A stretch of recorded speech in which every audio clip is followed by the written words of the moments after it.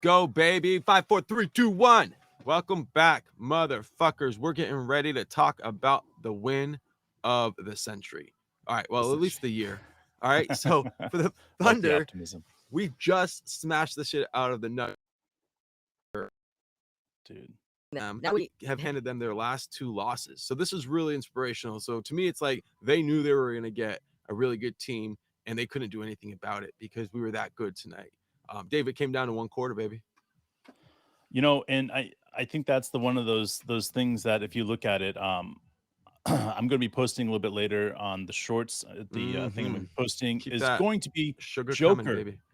Joker, talking about Shai Gilgeous-Alexander and this Thunder team. Like, I think there's a time period where when teams start looking at you and they start saying this team's for real. And every single time we look up something about this Oklahoma City Thunder team, they all say it, guys. They're all like, this team is for real. This team isn't a joke. Shai's for real. Shai's one of the best players in the league. Chet's one of the best defenders in the league. You've got the Rookie of the Year candidate. You've got a possibly Sixth Man of the Year candidate with Isaiah Joe. And it's just so much information going out right now about this team. And I know that's, speaking a lot about Isaiah Joe, but listen, we saw what he could do in 10 games. You give that guy the month of January to get hot, and when he gets hot in January, he's going to be averaging 15, 16, 17 points a game. And there's going to be nobody that'll be able to stop him. So the progression in this team that's happened like in such a short amount of time is truly spectacular because we're talking about one of the hardest stretches in the season for this team. And we went 5-1, beating the Clippers, who were on a 9-game win streak, 8-game win streak. And then we beat Denver last night. That was on a 6-game win streak. They haven't lost since the last time we played them. Mm-hmm. And they were on a roll when we beat them last time. And I know this is insane, guys. Don't forget the Timberwolves. What's up, Keith, Keelan, Jordan? What's up, guys? Man, it's good to see you guys. I mean, think about it. We're beating the best teams, right? And think about it. Like also, the Pistons. Let's not get distracted too much, but they almost beat the best team in the NBA to avoid that. Okay, let's get back to the Thunder though. Let's get back to the Thunder. All right, dude. You remember? I'm gonna stop in there. There was Oklahoma City Thunder podcast. Okay, guys, there are Oklahoma City Thunder podcasts that were saying that the Detroit Pistons were in better shape than the Oklahoma City Thunder last year. All right, guys, and Cade for Shake combo. Like, okay, so anyways, going back to what's happening in Oklahoma City right now, because what we saw last night, and let's just be honest, our offense was great, but our defense was pure domination. 25 points off of turnovers from them, and it was just unbelievable. It was easy. It looked like it was like we were playing a JV team, essentially. The way that we were stealing the ball, Case and Wallace getting blocks, Shai getting blocks and getting up the court, J-Dub getting – I mean, it was just insane. Like, it was insane. Like, every which way, every angle, we just kept on giving it to them. And they kept on saying, mercy, and we just didn't care. We didn't care. Dude, we got 10 steals and 8 blocks. So that's what I'm saying, man. And dude, blocks. Not just that. But I guarantee you, I don't even know what the offensive boards were, but I guarantee you they were in single digits on the offensive boards, and we were in double digits. We beat a team in offensive boards last night. And that's the thing is, like, this is the way this team played. I don't know what they had, but we had 10.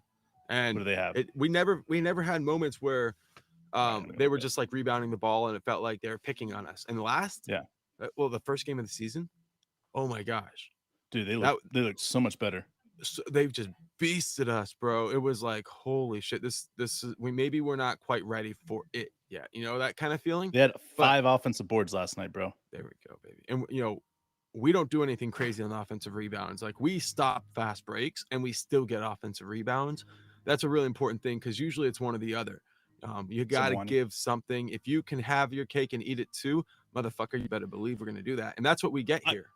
There's been so many people that have been criticizing the Oklahoma City Thunder rebounding. And I'll be honest with you, I've been there too, because there's been times that it's been super embarrassing when you look at the 20-plus offensive boards or 15-plus offensive boards that a team has gotten on us. But one thing that I kept on saying, and Mark and I would discuss offline, would be Mark Daigneault needs to have more time coaching these guys. Because if he can have an opportunity to coach these guys up and get them to be a better version of themselves, they're going to be incredible. And I think that's one of the things that we're seeing is Coach D's having more opportunity to get these guys to understand rebound. And what we watched last night was the swarming of the defensive boards, unlike I've seen in a long time. And you can say the same thing about against the Wolves too. And you're seeing the way that we're getting at the boards and the way that Coach D is being able to coach up these guys for that. I think that has a lot to do with the fact that we had a very easy December.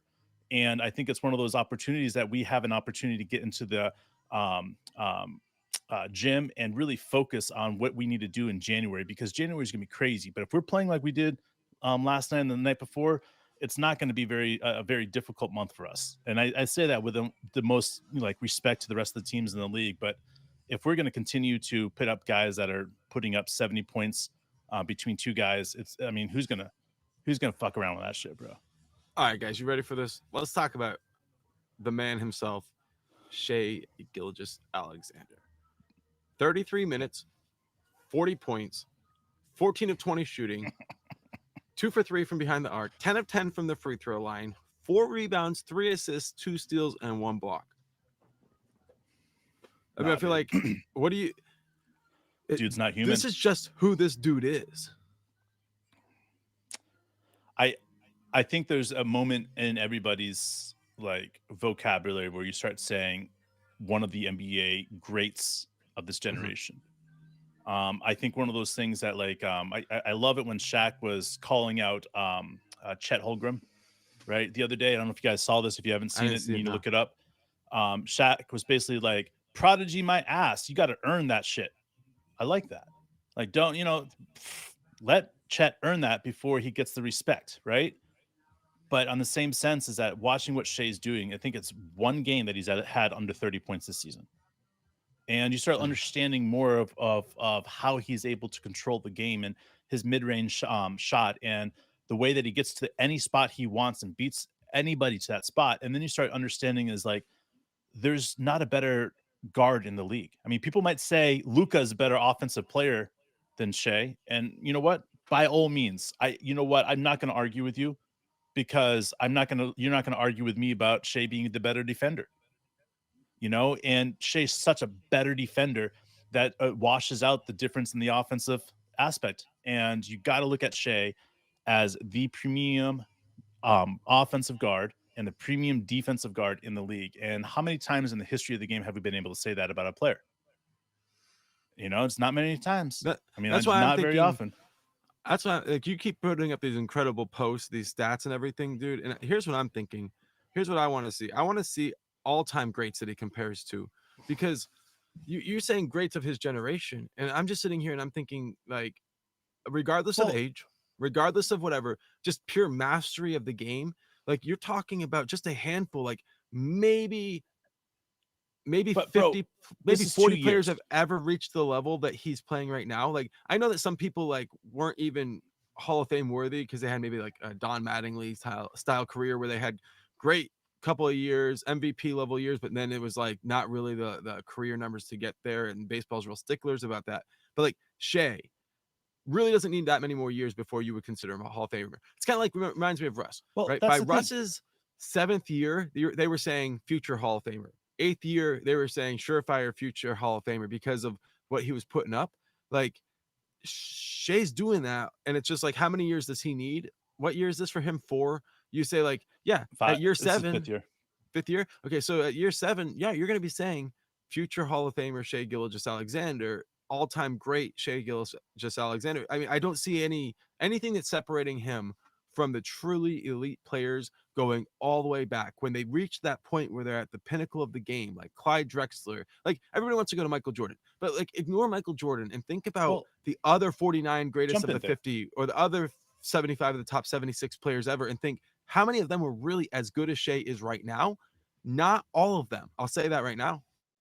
I mean, you got to look at this though, and this is Charles Barkley or Kenny Smith, one of those douchebags that said it. Barkley wasn't as good as Shai. This is but this is what I've heard them say multiple times about different players.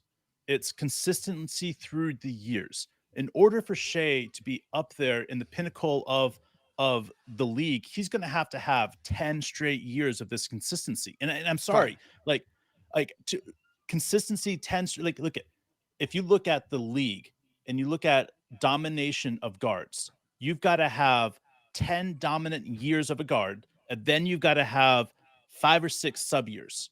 And the thing about that is you'll be known as one of the best guards ever to play the game if you hold the numbers that Shea's holding. Right. But Right. So and that's the thing greatness is is that's what just Shea like wants. Shea's not content with being one of the greatest of the generation. He wants to be known as one of the greatest ever. And so when right. we look at Shea's consistency and the fact that he's not playing very many minutes and doing what he's doing, then you got to take a step back and say, I bet you guys fucking money that he can do this for 15 years.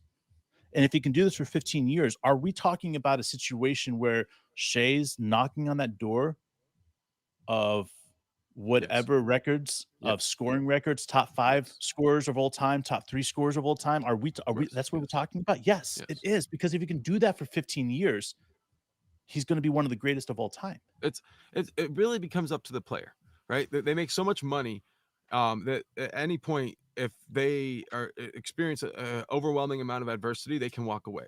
It's always admirable when you see a guy like Reggie Jackson or Cameron Payne fall out of the NBA and make it back, right? But like when you're a great player, that you don't fall out and make it back. Like you stick with it, as like Vince Carter did, as long as you can, and you just keep racking up those numbers and you make it to the Hall of Fame. Then there are players like LeBron who are they cover the greatness from the beginning of their career to the end. And really, were there any years where LeBron averaged 40? No.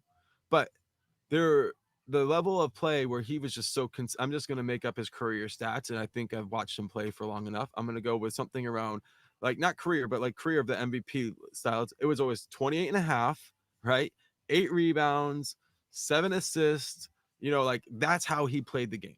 And when you think about like what Shea plays the game like, and when you say like Shea's career average when he was at his prime, you're talking about 33 points, 8 assists, 8 assists, right? And about 5 rebounds. But here's the other thing, right? And this is what you keep talking about, right? Plus 2 steals, plus 1 block, plus the fact that he's shooting 50, 40, 90. You know what I mean? Plus you go like that. And like, I know, okay, you're giving him 40% from 3. This guy's not at that level. All right, fine. Give him some time, because greatness is progression. Greatness is commitment. We're going to see this. Look, we've been talking about Shea a lot. You mentioned Chet. So I'll let you say, you can say what else you want about Shea. You can jump to Chet, but what do you want to talk about? All right, no, I'm going to talk about Shea for 10 more seconds, then I want to talk about Okay. Chet, because what we saw last night was crazy with Chet. But with Shea, though, is you as a basketball fan, as me as a basketball fan, like there's moments in our time that we look at a player and we're still not willing to say a great. We're just not willing to pull that out of our ass, right? But as Oklahoma City Thunder fans, I think there's a moment that we have to pull back and say, we've seen a great. We've seen a couple greats. We've seen a few greats in this. But have we ever seen a great to Shea's caliber? And that's where we have to stop. And we have to truly think about it. Because I have to say is I think Shea's the best player that's ever put on the Oklahoma City Thunder jersey. And I know that's KD. I know that you got Westbrook. But you're looking at an all-around player that's destroying the NBA. Like Russ couldn't do what he's doing. What Shea's doing with the team that Shea has. Like the team that Shea has around him is built so perfectly for him and what he needs to be successful is why we're seeing what's happening. This goes right back to the front office. This goes back to the coaching staff of coaching these guys.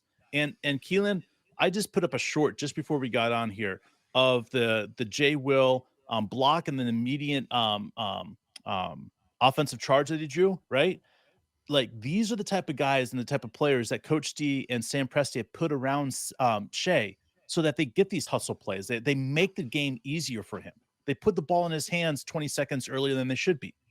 And you're looking at this opportunity for Shea to be known as one of the greats of this generation. And as a Oklahoma City Thunder fan, I am no longer willing to sit here and be like, nah, he's got a couple of years before we can call him one of those, because I'm a super fan. Yeah.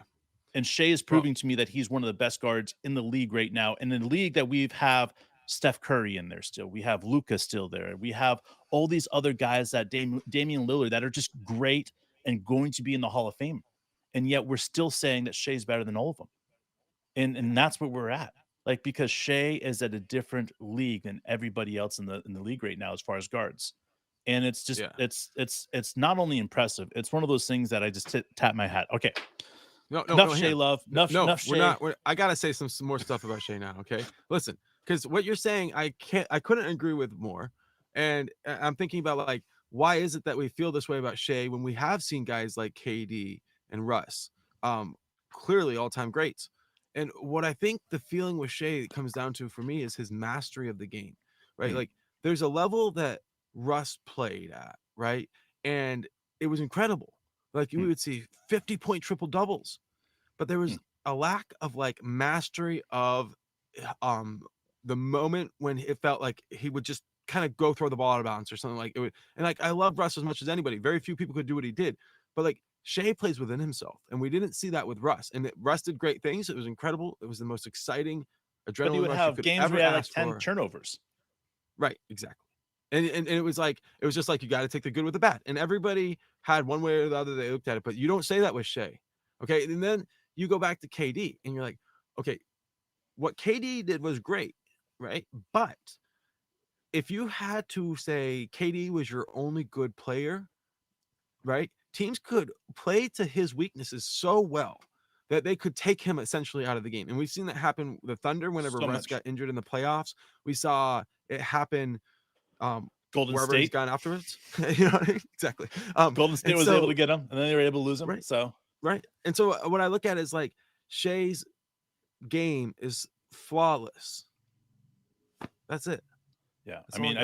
I think you look at players, and you got to say Shea is proving his worth in gold. And but again, you got to look at the rest of the Diamonds, team too. Check this out. When you have a bitches. guy, when you got have a guy that starts the game, right, man, that starts the game scoring your first 10 points, it makes the game easier for you, right? Chet starting the game, 10 points in a row. I mean, think about that. Like to have a guy on your Oh my staff gosh. that can play with you, that can dominate the game in such a quick fashion.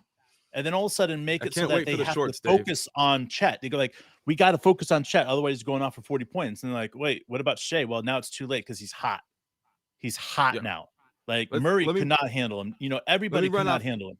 Chet's stats for you real quick, and then I'm gonna hand it back to you. Okay. So in 28 minutes, he had 24 points, 9 of 14 shooting, 4 of 4 from deep, 2 of 2 from the free throw line, 6 rebounds, 3 assists, and 2 blocks. And 20 points, I think, came in the first half, Dave.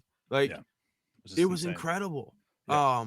He was doing We great don't win things. this game without Chet. And I know we won it by so much. How, whatever, maybe we could win Chet. No, he kept us in it in the first half. In the first quarter, like you said, 10 points, Dave, like all by himself. Where was Yeah. Shea in the first half? It was like slow start, no big deal. He got his thing done, but he also understood Chet was cooking, bro. And He you was just let him cooking. have it. I mean, that's where if you look at, you know, J Dub's 9 assists last night, you know, like, you know, listen, people are going to look at J Dub's points and say 11 points, right? But he scored 9 of the 9 assists. 11 in that fourth or third or fourth quarter, in the third and Yeah, fourth dude. quarter. Like he when Shea was out of the game, he dominated. And then he had the 9 That assists. closing lineup, that beginning of And the then he fourth had quarter that was 9 special. assists, man, right? That 9 9 assists that went with assists. it, that he had, I think, 4 to Chet, right? Think about that. 4 assists to Chet. You think the connection is crazy. And then he had a few Mhm. to Shea. You know, like he essentially was like, I scored 36 points last game, and my goal this game is to share the rock. I'm going to share it to everybody I possibly can, because there's a couple times he could have taken the shot and been selfish and had an open shot, but he passed it to Chet, who went wide open, you know, or Shea wide open. His unselfish play is allowing everything else to go around. And then you're looking at it and saying, well, he still dominated because he hit 2 threes in a row, and then he hit a layup, right? Like, dude, like in the, like, what was it, like a 25? No, it was not 25 seconds. It was like a 2-minute section of time that he did that. It was like bang, bang, bang. And you just see what he can do in such a short amount of time. And you're like, okay, yeah, this guy's different. And then the way that he drives to the hole, his pull-up shot, the way that he shot the 3 over this guy last night, like it was like, what the hell, man? Like I'm telling you Superstar. guys, when he starts clicking and he's able to be consistent every single night, people will literally say, Jaylen Brown who? Because he'll be For real. so much better at that small forward position than Jaylen Brown will ever be, that people will literally be like, the Oklahoma City Thunder wanted Jaylen Brown. They wanted Jaylen Brown when he was coming out of college. They never got him, but they got a player, in my opinion, that could be better than him by a long shot. It's insane. Yeah, those 9 assists. That's just stands out in a big way because, like you said, 36 points last night, and he comes back, boom. All right, so we got Josh Giddey. Dort. Josh Giddey, Okay, man. that's good, Giddey. That's good, Giddey. I was gonna tease. Got to get Dort Giddey, and then man. go Giddey, but let's talk about Giddey because I've been thinking about Giddey's game a lot. Like who I think he needs to study in college? JJ Redick. The way that JJ Redick would get booed every opposing arena, like he just got used to it. We were shared that little short with each other where JJ's like walking out of the crowd and someone is like, Interstellar sucks. And he like stops and he's like, I gotta hand it to you. I gotta hand it to you. That was good. And you got me. And like it was like JJ Redick, seeing him get yelled at and booed is something that was just so regular that he even has got to the point where he just ignores it. I mean, one time I was heckling Shane Battier at the Thunder Arena and he ignored it. Like Duke players are used to being his dad was hated everywhere he went and worked, except for at work. Was fucking hated, bro. He had that. So I chip think on he his just needs shoulder. to lean into it, and I think I've seen him kind of start feeding off of it. He's a little uncomfortable with it because let's face it, he's not like the guy who wants to be hated. But what like the way he's been attacking the basket is different, and his game is sort of like he's sort of found it again.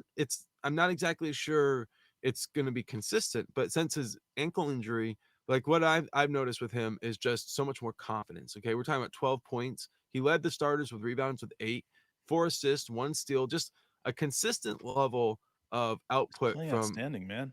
Yeah, and he had some uncharacteristic turnovers. One of them was on an inbounds pass, Dave. And just think like, about what? this, okay? Never For all the risks he takes on inbounds players, he's made himself the slob wizard of the NBA, and very shortly, I'm not kidding, he will be known as the greatest inbound passer ever because there's very few people who carve up defenses like that. There's just like historically just not many. Usually you give it to coaches and you say coaches inbounds plays or what, but very few players do make the play. So he's not far from going to be the greatest of all time in that. I think 5 years of it will all be all it takes before him to take the assist record. Okay. So then what happens with Giddey is he throws an inbounds pass turnover. And I don't think I've seen one of those this year. He's had one not or two a live this year. ball. I think he's thrown the ball out of bounds a couple of times. Yeah. But an actual live ball, like somebody picked it off. Yeah. It doesn't happen. And it's just like, that's really amazing from a player who takes as many risks as he does. I mean, this guy knows what he's doing. He knows how to put the ball in the spot that players want it. And it's a beautiful thing to watch. It is. And we've been saying it for a while is Josh is a special player. We're lucky to have Josh on our team. The way that he creates a bucket out of nothing is great. I do feel bad for him for all the shit that he's been having to go through. I think that it goes to the fact that when you look at Twitter and you look at the deep dark troll hole, like that's just the way it goes, man. Like you've got to be smart, and you got to be smart in this world. And unfortunately, Josh hit a situation that now for a few years he's going to be booed in every stadium he goes to. And guess what? That's just going to feed the Thunder.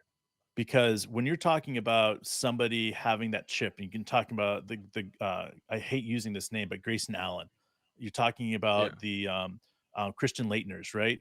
Those type of players that learn how to play within the dirty atmosphere of the booze and the name calling and different things like that. Like you're able to separate yourself, right? You're able to bring yourself to a different level. And those are the levels that when the shit hits the fan and everybody's playing really bad, right?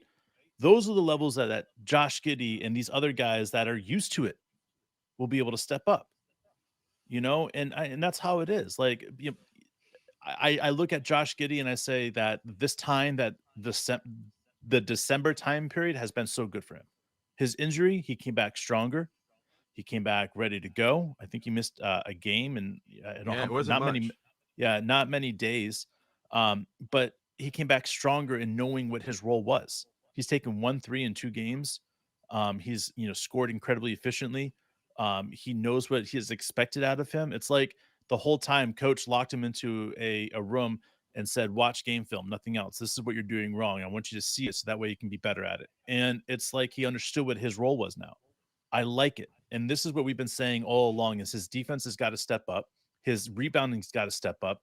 And the way that he gets up the court and he passes the ball and he takes over the offense has got to slightly step up, because there's indecisions that hurt him.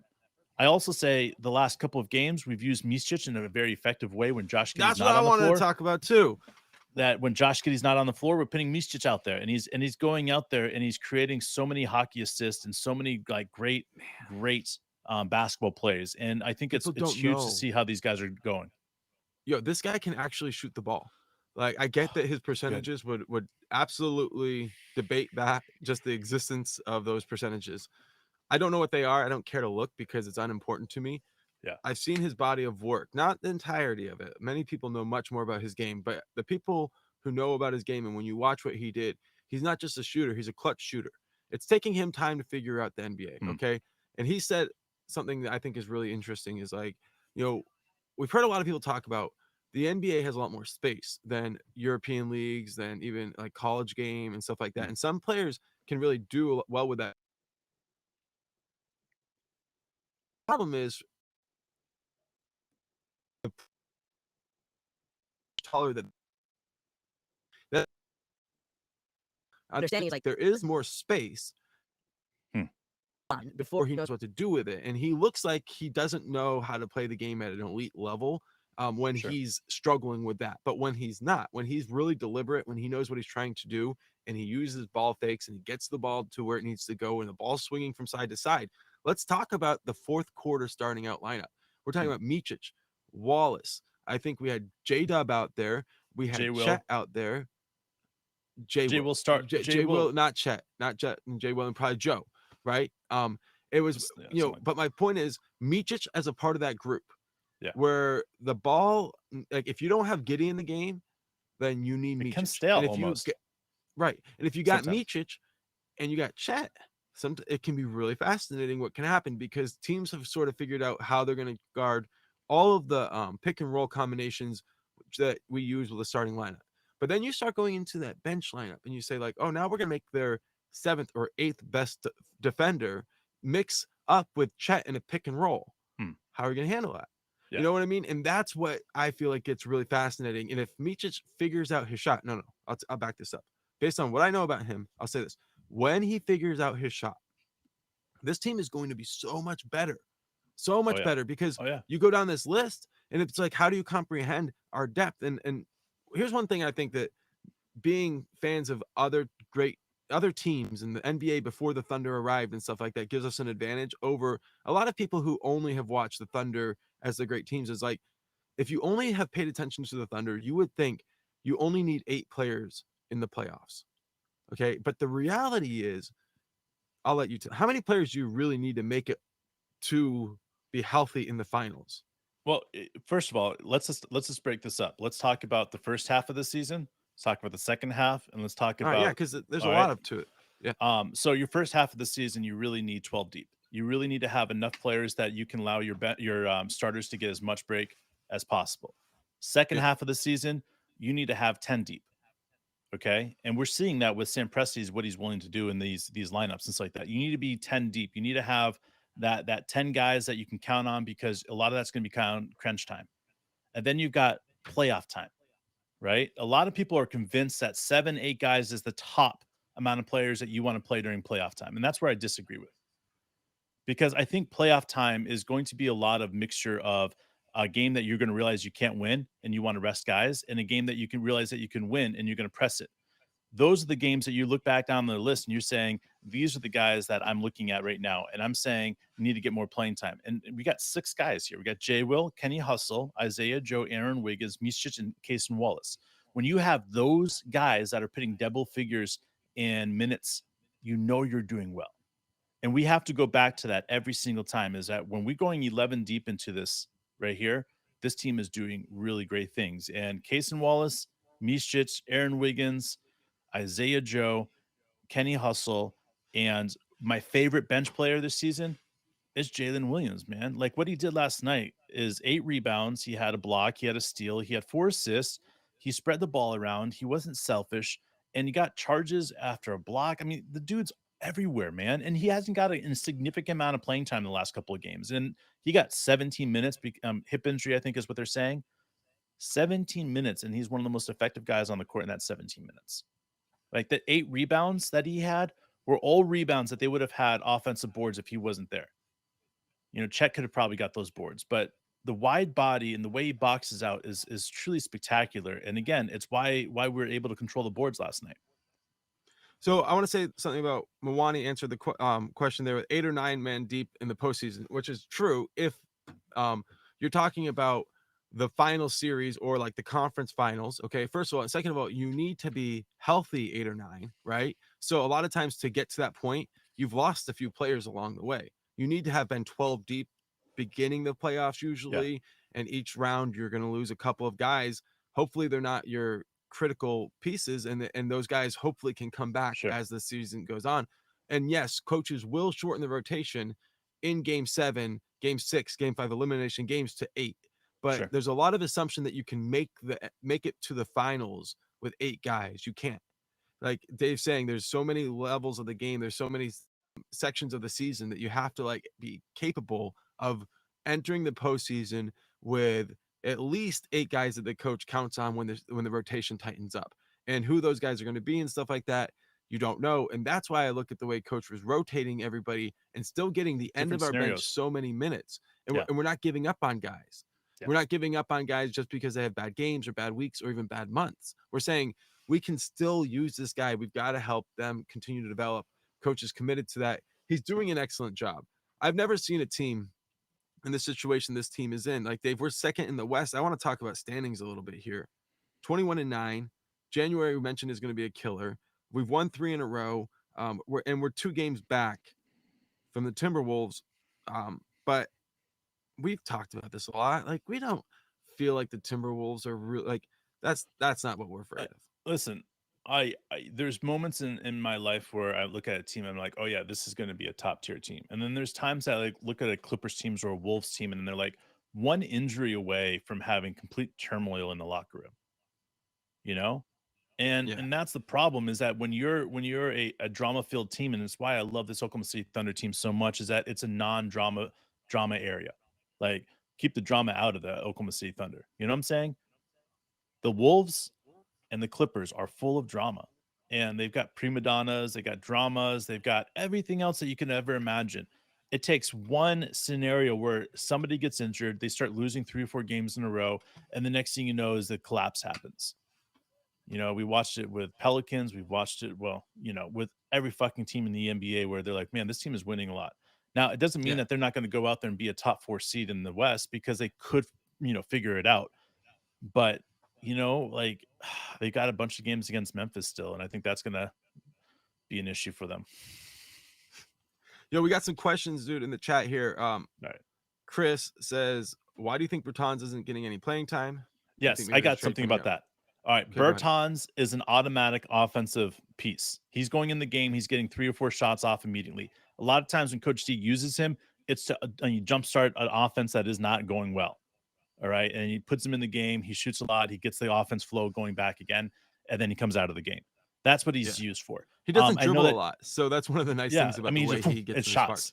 When we have to take a quick shot, he's going in the game, and that's the thing, is that like I'm cool with him being used like that. But last night when we weren't having trouble scoring and there wasn't like a long period of time where we were on a drought, there was no need for him. And when it was the 4th quarter and we're like, let's get the scrubs in the game, there's no need to put Bertans out there, because all he's going to do is touch the ball and shoot it. And sometimes you need to get down that shot clock down. And to me, like, it's not big. I do think that there is something to say about Tre Mann and Bertans.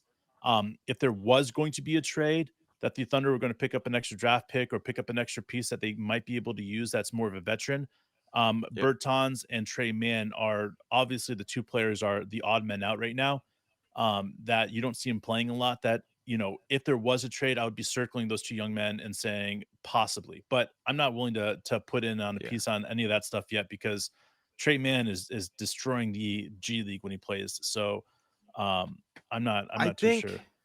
What's up, Caleb? What's up, buddy? We're not gonna lose a player that's good for team camaraderie, and that's one of the things that I understand Tre Mann is really good with. So I think is something we'll put on hold right now. Shane wants to know, do you think the playoffs we could start with J Will and J Dub? So J Will at the power forward, J Dub at the small forward. You think we get that starting lineup? This is why I don't think that's at Dort's expense, right? Well, all right. If Dort is injured, then yes, I could see that. But then again, I think if Dort was injured, I think we'd see Case and Wallace step up in that starting position because Case and Wallace and Dort's defense are so crucial for Shea and J Dub not to have to guard the best player on the court.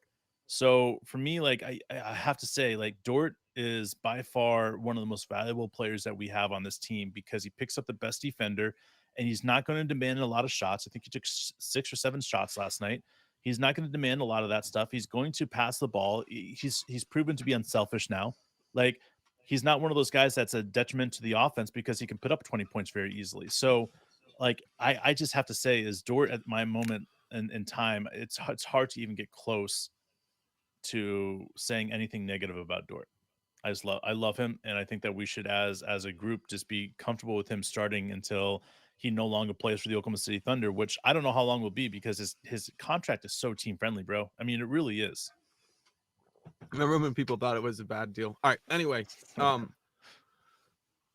want to leave this right here. If we get more questions, that's fine. We can jump off that. But I'm thinking this might be the questions. best place to stop, Dave. I got one more. Hang on. This is the one that's a wet dream. Okay. All right. Who are you picking? OKC or Boston?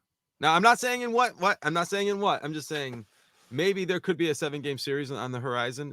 OKC Boston. Who are you picking, all right. Who are you picking, bro? This is the reality of the situation. If Oklahoma City Thunder makes it to the championship and play against the Boston Celtics, I didn't say it would be in the championship. I'm just saying. I'm saying. I'm going out there. I'm saying. I don't want to talk about that. That's a little. If Oklahoma City Thunder, I think play against an East team in a 7-game series. Yes, if that happens. Any of the East teams. Any of the teams in the East. Any of the teams in the East, we win 4-2. Okay. Now here's my thing I want to say. And this always gets me in trouble when I admit it. But I seen the Celtics play this year. Dude, they're just injury prone. They're injury prone. And like we play so physical. Are they better? I don't know the answer to this. How much better are they with Porzingis? Because I assume that they are better. And I don't know. I haven't seen them play. So I can't answer the question. And so I don't feel qualified. But I will say this. We have a better team, top to bottom, than I've ever seen in Oklahoma City before. I'll just say that. But that's my belief. All right. The way that we beat a team in a 7-game series, in my opinion, is by the same way we beat teams in the regular season. We play that physical aspect. We consistently do the rotations that we do. We never let up. The physicality that we've seen in the last few games, the Chet physicality that nobody expected, like we can dominate teams in the East just by doing that. And that's why, for me, when I'm looking at the West and I'm saying the West is our biggest threat to getting through, it just is. It's breaking through is going to be the most difficult is going to be the West because when it comes down to the East, and yes, the Celtics will be good for many, many more years. But Milwaukee's got a couple more years left before they start dealing with injury and old ass people. And that's it, like, so the Celtics, man, I guess you could say Orlando in a few years will be like that. But I'm telling you right now, if Oklahoma City makes it to an 7-game series to an East team, there's not a chance in hell that they'd win more than 2 games. Not a chance. Now, I know they've been there. I know they know what it feels like to be there, but there's not a chance in hell that they win more than 2 games because the reality of what this Thunder team can do and the way that they shut off, it's like when you turn off a hose, man, right? And you need a little bit more water and the hose like is literally fucking turned off. Like that's how our defense is. Like they literally turn off the hose and they can't do anything. And you look at our schedule, man, we played East teams. I guarantee we've lost 1 game against the East teams this year. So we're like 7-1 against these teams. That's not some purpose, man, because we're so much better physically and talented and every aspect we're better. There's this idea, right? that history relates to the future.